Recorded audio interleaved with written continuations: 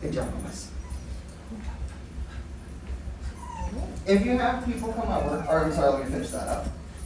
If the jumping is over excessive, say we turn our back and they're still jumping at us, put your dog in a 3-minute timeout. So either in the kennel, in another room, outside, wherever that space may be. Put them in there with their toys, a bone, something to entertain themselves with. Not the playpen? You do live in. Also make sure they have water as well. Only do 3 minutes, because any more than that, they're going to think that they're being punished for something. We're trying to educate them, not punish them. When you have people come over and the dog gets overexcited, just let them know, hey, they're in training, here's what you should do. Hand in face, open space, and turn your back. It's just letting the dog know that when they jump, they're going to get ignored. If they sit, they're going to get attention. We always have that one person, family or friend, that when the dog jumps on them, we say, hey, they're in training. They're like, oh no, it's fine, it's fine. Of course it's fine for you, it's not your damn dog. You don't live here. So in that situation, go ahead and put the dog in a 3-minute timeout. Letting the dog know that it's not okay to jump on strangers. Letting the person know that if they encourage that behavior, they don't get to see the dog. Educating the dog, punishing the person. Do you have any questions about no jumping? All right. Now we're going to go ahead and move on to the next bit, no biting. So, I see nodding heads. So, when we're playing and then the dog starts getting a little bit too mouthy with us, don't do this when it hurts. Do it when it's irritating. So, before the pain. We're playing with the dog, and then when they put their mouth on us and it starts getting a bit irritated, jerk your hand back and yell. And no bite. And then turn your back, and this time we're going to walk away for 3 seconds. Remember, 3 seconds is their attention span. When we come back, we'll have them sit, and then we'll resume play. We're just trying to get the dog to understand that we have a threshold, and you're not supposed to cross it. If you cross it, you don't get to play with us. This is what they do when they're in the litter. So say your dog is playing with their sibling, and then they bite the sibling a bit too hard. The sibling is going to yelp and then run off behind mom. When they come back, your dog is going to be like, hey, last time I played with them, I bit too hard, so now I need to be more gentle. When you do this, make sure you are as loud as the quietest person in the household. This is for their sake. I've had some people, I know. I've had some families where the one person goes, ow! And then another person goes, ow. Guess who's the dog's chew toy? So for their sake, be as loud as them. And again, if the biting is over excessive, we turn around, we walk away, and the dog starts nipping at our heels, then go ahead and put the dog in a 3-minute timeout. Does anyone have any questions? All right. And the dog is also going to figure out that each different person has a different threshold. So dad can probably take a lot more than kids, for instance.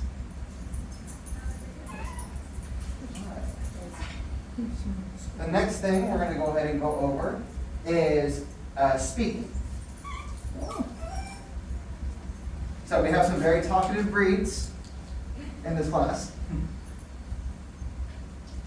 Shiba Inus are normally more loud, at least with my experience. Yeah.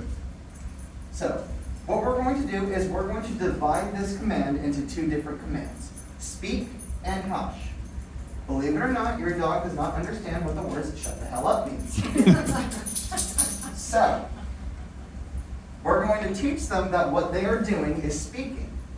And then we're going to teach them that when we want them to stop speaking, we're going to say hush.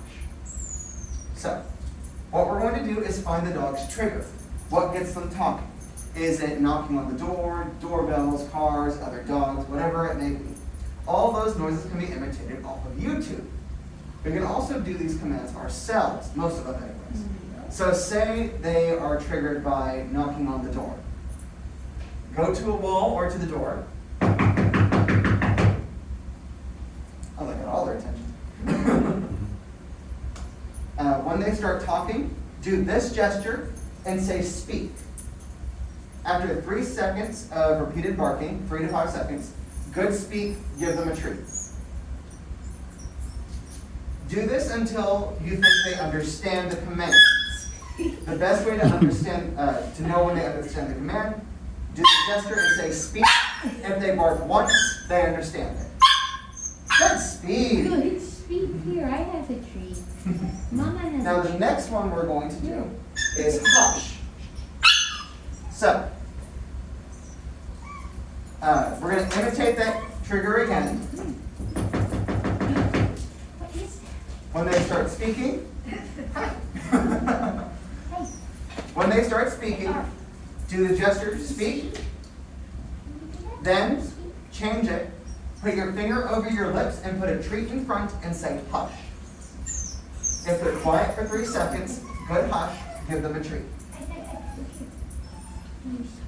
Now, if that doesn't work and the dog is still talking, normally this works, it takes about 3 weeks, 2 to 3 weeks. Another thing that you can do is use an e-collar. There are 4 different types of collars. Noise, spray, vibration, and static. You'll never need to use static. Vibration, in my opinion, is the best because it doesn't hurt the dog, but man, is it annoying. I have tried each on myself, so that's how I know. So, let me pull it up real quick. So what you will do is, when the dog starts talking, get one that uses a remote or a phone app. When the dog starts talking, use that remote or phone and say hush and activate the collar for 3 seconds, the vibration setting. Release if they're quiet for 3 more seconds, good hush, give them attention or treats. There are several here at PetSmart, and now that I'm done shilling PetSmart, there are plenty of cheaper and better ones you can find on Amazon. So this one is my personal favorite. That'll be the App on the pumpkin. phone or what? This one uses a remote. Okay. What you yawning for? I don't think this one has a brand name. Okay. It's the #1 bestseller, and it has 4.5 stars and 57,000 reviews. So it's a pretty good color. It's, no. And you can also adjust the intensity of the vibrations as well. So I think that's very good.